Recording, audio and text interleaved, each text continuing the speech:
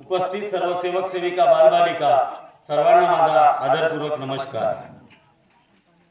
ही चर्चा बैठक 4 सत्र 3 शब्द पाचनीय व सेवकास आलेले अनुभव या विषयावर होतो। या मार्गाशी प्रत्येक सेवक हा दुःखातून जुळलेला आहे, परंतु महान त्यागी बाबा जुमदेवजींनी ज्यावेळेस त्यांच्या परिवारावर दुःख होते त्यावेळेस बाबांनी आपला चंदनासारखा देह झिजवून ही कृपा आपल्या पर्यंत न ठेवता ही प्रत्येक सेवकापर्यंत पोहोचली पाहिजे याकरता खेडोपाडी या कृपेचा प्रचार प्रसार करण्याचे कार्य महान त्यागी बाबा जुमदेवजींनी केले। आपण या मार्गात ज्यावेळेस आलो त्यावेळेस आपल्यावरती अनेक प्रकारचे दुःख होते आणि त्याच्यातलाच मी एक आहे। मी व्यसनाने बाधित होतो। घरी 18 विषय दारिद्र्य होतं। घरचा करता मोठा मुलगा, माझ्या पश्चात माझा एक भाऊ एक बहीण, परंतु समाजात वावरत असताना माझी जी संगत जी दळणवळण होती ती चांगल्या विचाराच्या लोकांशी होती आणि मी मार्गात येण्याआधी आध्यात्मिक जीवन जगत होतो। मी स्वतः एक माझ्या इथे ढाकाचं मंडळ आहे ते मी स्वतः चालवायचो।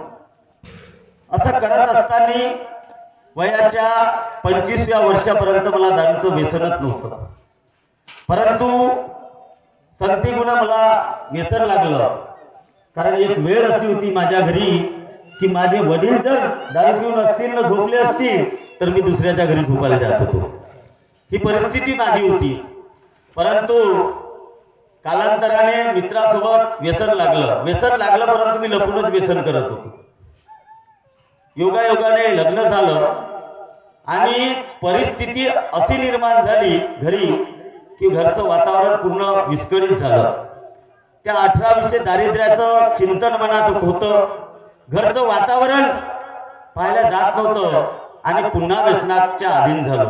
व्यसनाच्या इतका अधीन झालो की मला जे लोक चांगले समजायचे त्यांनी मला दुरावायला सुरुवात केली आणि त्यावेळेस विचारमंथन करायला सुरुवात केली की आपण कुठेतरी रस्ता भरकटलो आहे।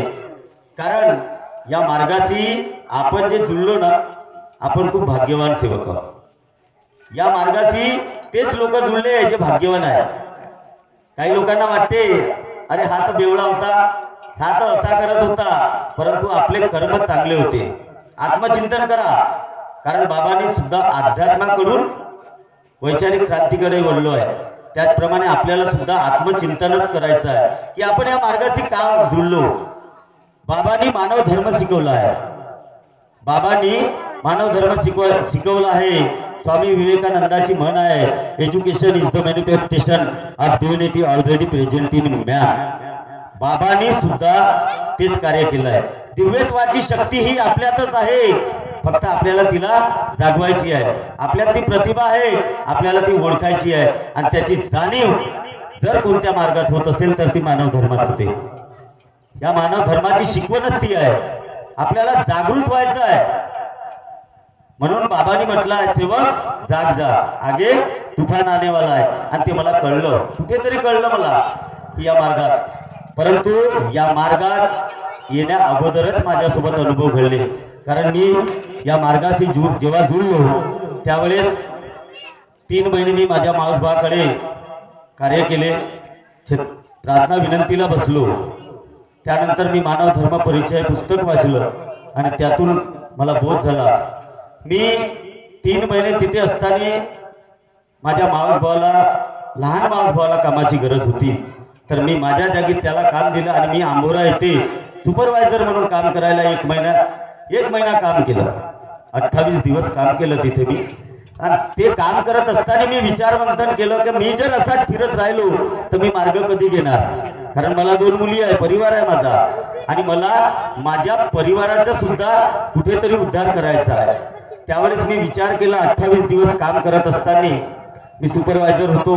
योगायोगाने तिथे रेतीच्या गाड्या यायला लागल्या आणि त्या गाड्या माझ्या हाताने जास्त भरल्या म्हणून मला पैसे मिळाले. त्या गाडी मालकाने मला जास्त पैसे, गाडी जास्त भरली म्हणून मला लालच दिली, परंतु मी 3दा वापस केलं. 3दाही वापस केले, पैसे घेतले नाही.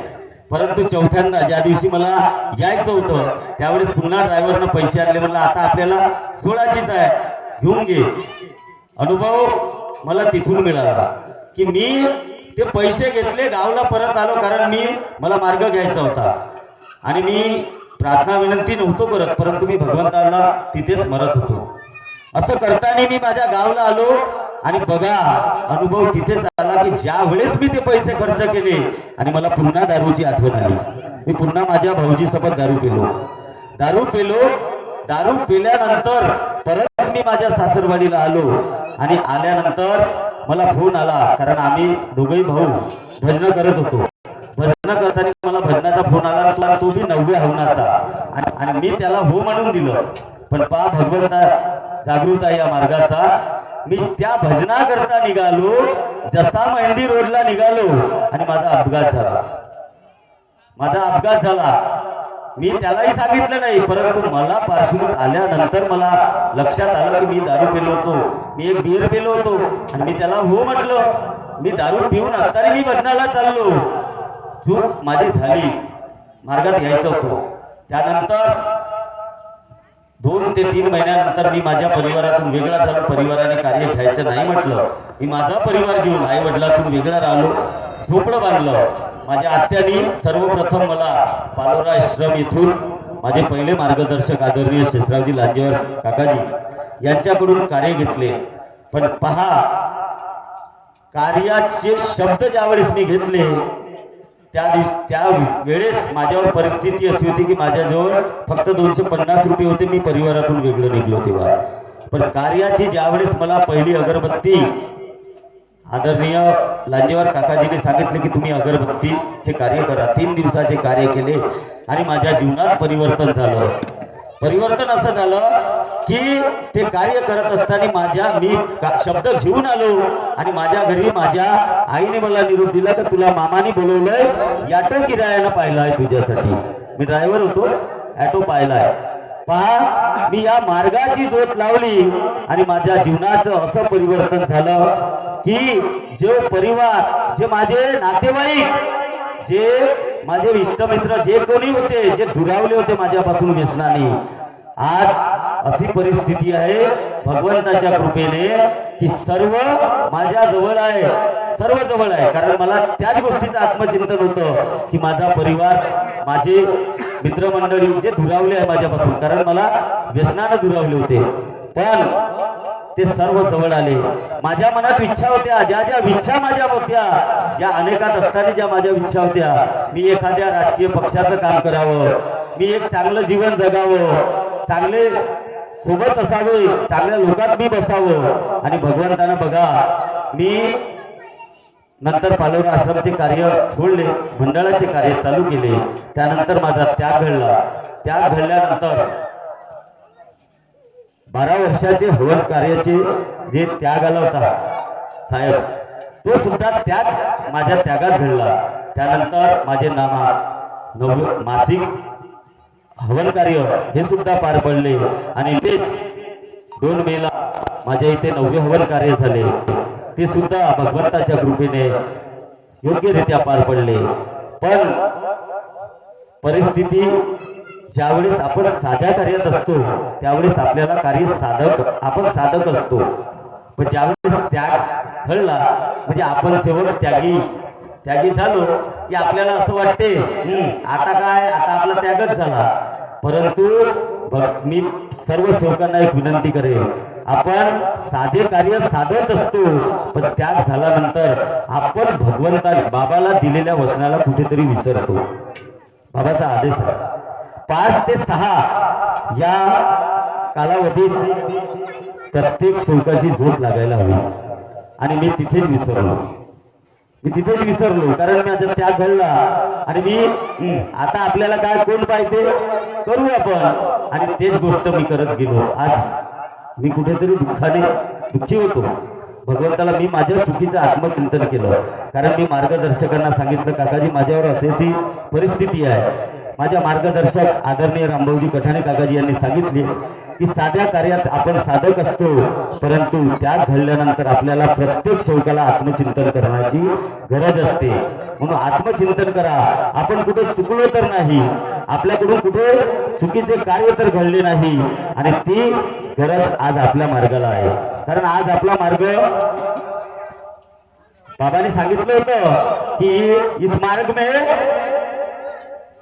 हजारों आएंगे, लाखों आएंगे, लेकिन इस मार्ग पे चलने वाले गिनती के रहेंगे. आणि तेच आज आपल्याला अनुभवायला मिळत आहे. आपण बघतोय आपल्या मानव धर्मात खूप काही होत आहे, आणि ते अनुभव आमच्याही गावात घडत आहे. म्हणून 4 तत्व 3 शब्द 5 नियम या मानव धर्माची जी शिकवण आहे, त्या शिकवणीप्रमाणे 4 तत्व 3 शब्द 5 नियमाचे पालन तुम्ही करा, मी करण्याचा प्रयत्न करतो. एवढेच बोलून मी माझ्या बोलण्या चालण्यात, वागण्यात, आचारा विचारा ज्या काही भगवंता, मी मानव कर्म करताना माझ्या हातून चुका होणे स्वाभाविक आहे. भगवंता ज्या काही चुका माझ्या हातून झालेल्या आहेत, सर्वप्रथम त्या चुकीची भगवान बाबा हनुमानजीला क्षमा मागतो, महान त्यागी बाबाजी मुदूजीला क्षमा मागतो, आई वाराणसीला क्षमा मागतो, आजच्या चर्चा बैठकीचे अध्यक्ष आदरणीय मराठी काकाजी यांना क्षमा मागतो, आदरणीय मंच यांना क्षमा मागतो, समोर बसलेले उपस्थित सेवक सेविका बालकुपाल सर्वांना मी क्षमा मागतो, आणि मी माझ्या शब्दाला विराम देतो. सर्वांना माझा आदरपूर्वक नमस्कार.